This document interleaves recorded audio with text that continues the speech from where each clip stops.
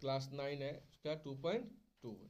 तो क्या है, क्लास 9 सब्जेक्ट मैथ लेसन क्या है 2.2।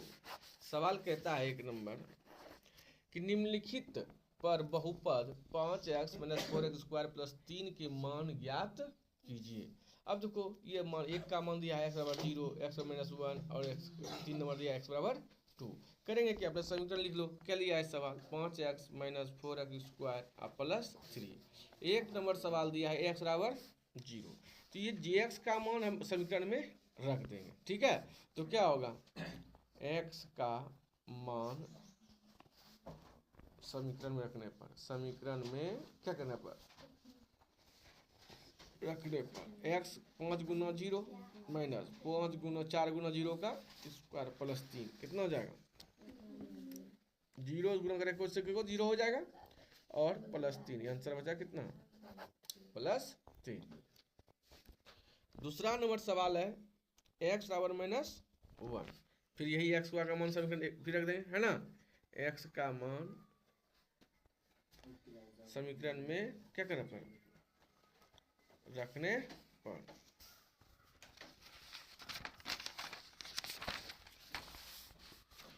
समीकरण क्या है, 5x - 4x² प्लस 3। x का मान कितना है, -1, है ना। -4 गुना -1 का square of plus 3, plus minus plus minus minus minus 5 का 5, माइनस माइनस का स्क्वायर होगा तो माइनस माइनस क्या जाएगा, प्लस हो जाएगा। आप प्लस माइनस माइनस 4 एकम 4 प्लस 3, 5 4 -9 में प्लस 3 घटेगा, कितना हो जाएगा, -6। कोई डाउट। इसका तीसरा नंबर सवाल दिया है x बराबर 2, समीकरण में x का मान क्या करने पर, रखने पर।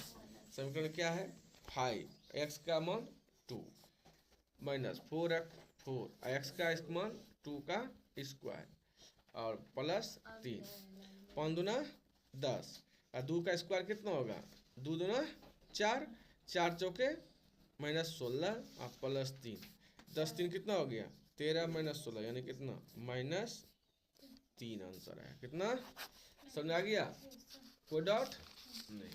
फिर दूसरा नंबर सवाल कह रहा है, हम एक एक सवाल सबका बताते हैं, ठीक है, बना रहा हूं अपने से।